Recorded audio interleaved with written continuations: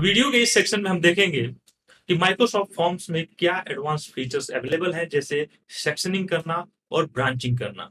तो उसके लिए अगर आपको इस फॉर्म को मल्टीपल सेक्शंस में डिवाइड करना है, तो आप किसी एक पर्टिकुलर फील्ड को सेलेक्ट करोगे।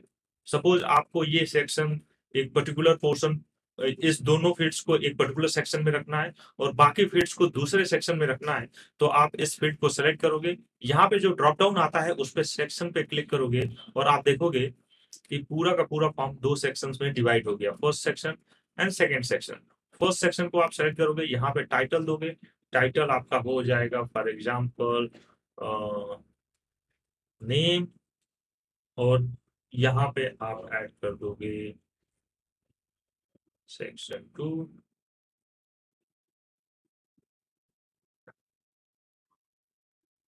Other information.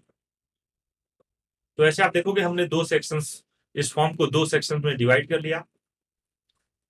और अगर आपको इसको ब्रांचेस में डिवाइड करना है, तो यहाँ पर थ्री डॉट्स आपको मिलेगा, ऐड ब्रांचिंग। जैसे ही आप ऐड ब्रांचिंग पे क्लिक करोगे, यहाँ पे गो टू आएगा। यानी अगर आप नेक्स्ट पे क्लिक करते हो, तो ये कौन सा सेक्शन सेलेक्ट करेगा। अगर आपने अपने फॉर्म को मल्टीपल सेक्शन में डिवाइड कर रखा है और आपको नेक्स्ट नेक्स्ट पे ये डिसाइड करना है कि इस नेक्स्ट के बाद ये सेक्शन आना चाहिए, इस नेक्स्ट पे दूसरा सेक्शन आना चाहिए, तो वो चीजें भी आप यहाँ पे कर पाओगे। फॉर एग्जाम्पल यहाँ पे आप नेक्स्ट क्लिक पे अदर इंफॉर्मेशन सेलेक्ट करोगे। आप अगर आपने और भी सेक्शंस बनाए हुए हैं, तो यहाँ भी आप उसको सेलेक्ट कर सकते हो, अदरवाइज आप इसको ब्लैंक छोड़ दोगे। तो इस तरह से आपने अपने फॉर्म को दो सेक्शंस में डिवाइड कर लिया और उसमें ब्रांचिंग भी कर दी। तो लेट्स सी कि कैसे आप डेटा को कलेक्ट करोगे।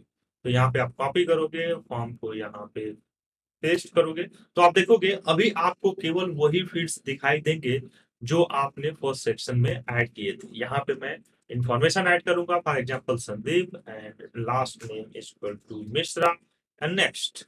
सो नेक्स्ट बटन के क्लिक पे आपको जो अदर इंफॉर्मेशन सेक्शन के जो फील्ड्स थे वो दिखाई देंगे। आप फील्ड्स को फिल करोगे और इस फॉर्म को सबमिट करोगे, तो रिस्पॉन्स सबमिट हो जाएगा।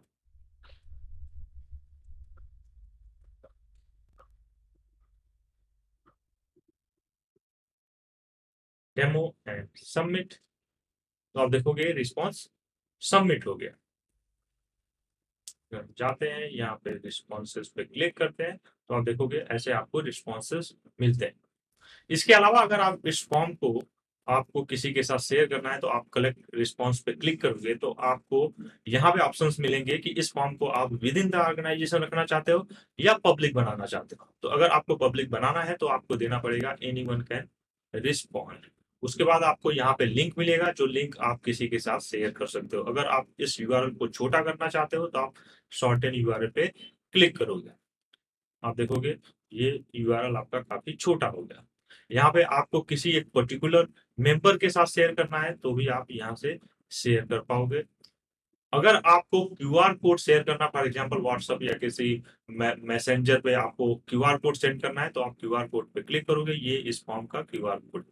आपको आई फ्रेम का भी कोड मिलता है, जो आप अपनी वेबसाइट पे ऐड करके या किसी भी एचटीएमएल कोड में ऐड करके अपने फॉर्म को डिस्प्ले कर पाओगे।